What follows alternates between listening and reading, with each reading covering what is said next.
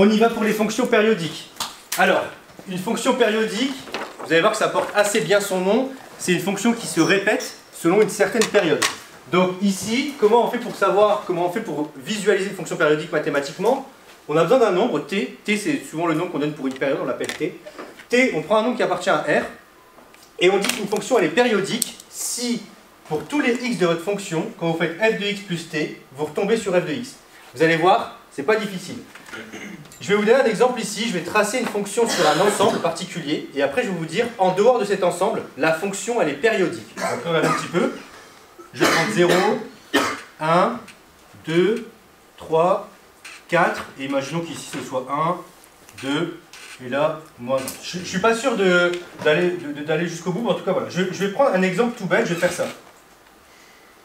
Allez, imaginons que je fasse un truc qui fait ça. Voilà. Ma fonction, elle fait ça sur 0,2. D'accord? Sur 0,2, ma fonction, c'est ce truc-là. Et je vous dis que la période de ma fonction, c'est t égale 2. Ça veut dire que maintenant, pour savoir ce que vaut ma fonction, c'est hyper facile. Regardez ce que je vais faire. Prenez un x au pif. Donc imaginons que je prenne x égale 1. D'accord?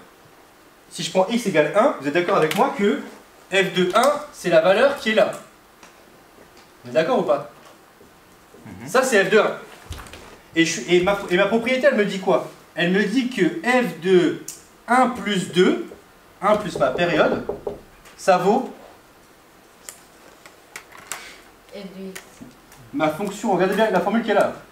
Oui, j'ai pris x égale 1 et t égale 2. Ah, c'est un 2. Bah, c'est égal à f de 1. C'est égal à f de 1. Mais 1 plus 2, ça vaut quoi? Attention, maths compliqué là. Voilà, donc je suis en train de dire que f de 3, c'est égal à f de 1. Ça veut dire que quand je suis en 3, ici, bah comment je fais pour avoir la valeur? C'est facile, je reprends la valeur qui est là. D'accord? Et si vous le faites tout le temps ce truc, maintenant regardez bien, imaginons que vous le faites ici là. Imaginons que je suis à 2,5 là. Comment je fais pour avoir la valeur de 2,5? Bah je vais aller regarder la valeur de 0,5. Je vais reculer ma période en fait. Donc ici la valeur de 0,5 elle est là. Et donc je vais retomber sur le truc qui est là. Et normalement si vous voyez un petit peu ce qui va se passer, vous allez redessiner exactement la même fonction de manière périodique. Alors je vais essayer de faire la même chose mais je suis pas sûr d'y arriver. J'étais pas censé déjà être arrivé à 4 là? Ouais, j'ai fait un truc un peu trop violent ici. Je vais redessiner un truc qui fait ça à chaque fois. Ouais, c'est un peu trop haut je pense pour ça.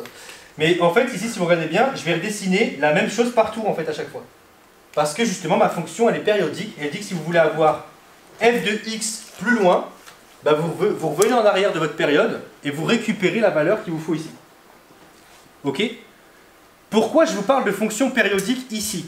Parce que regardez ici maintenant avec le cercle trigonométrique. Posez vos stylos, regardez ce qui va se passer. Ici, la valeur que je vais lire ici. Normalement tout le monde se rappelle que là, si j'ai un angle x qui est là, la valeur que je lis ici c'est quoi? La racine de 3 Pourquoi cos de x. Merci, c'est cos de x ici. Et là, excuse-moi.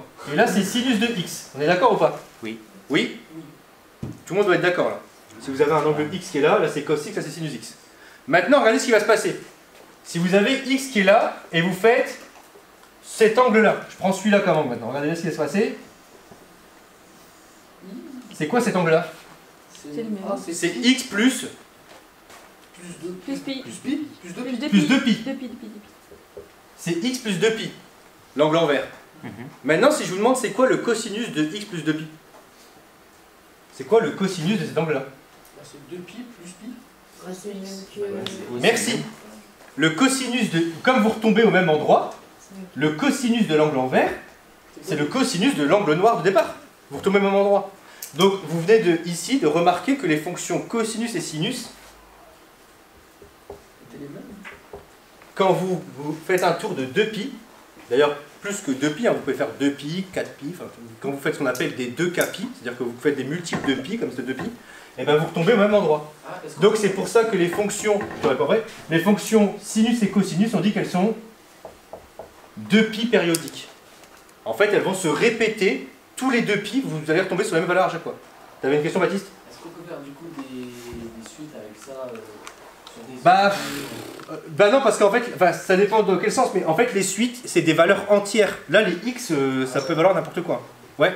Est-ce que ça peut fonctionner dans l'histoire humaine, par exemple?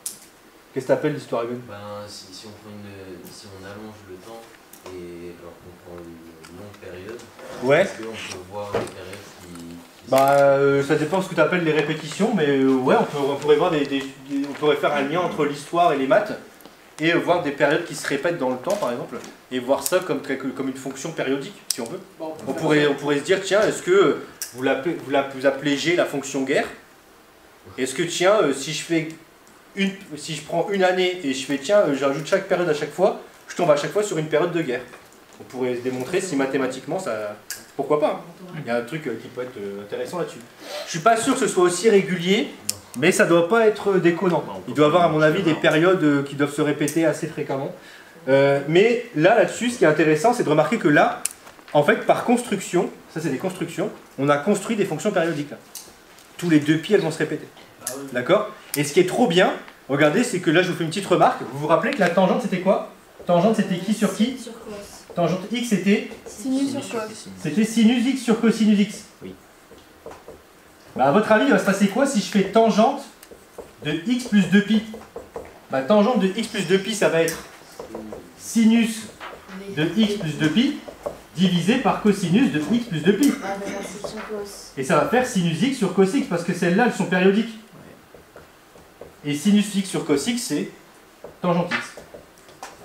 Et donc même la tangente, elle est périodique en fait. Vous voyez, là, je vous avais montré un petit peu rapidement à quoi elle ressemblait, elle n'était pas très belle, c'était des branches qui faisaient ça, là, comme ça. Et bien ces branches-là, elles se répètent de manière périodique. Voilà, c'est toujours la même chose. Donc pourquoi c'est génial les fonctions périodiques? Parce qu'en fait, on a juste à les tracer à un endroit, et après ça se répète. Donc on n'a pas besoin de l'étudier sur tout, en fait. On l'étudie sur un morceau, et après elle se répète et c'est fini. On a terminé. Ok? Donc là, en fait, les fonctions sinus et cosinus, on les étudie toujours sur un intervalle qui est intéressant, c'est l'intervalle 0, 2pi, ou alors parfois l'intervalle, ce qu'on appelle l'intervalle moins pi, pi. Donc c'est les deux intervalles sur lesquels on l'étudie. Donc si on regardait bien, les longueurs des intervalles, là, ça fait 2pi. Donc on étudie sur une période, et après, comme ça se répète, bah, on réplique la même chose, c'est tout. Oui? Le maximum de tangente de x, c'est plus l'infini. Ouais. Si tu appelles ça un maximum. Ouais. C'est bon pour vous, là? Oui. Ok.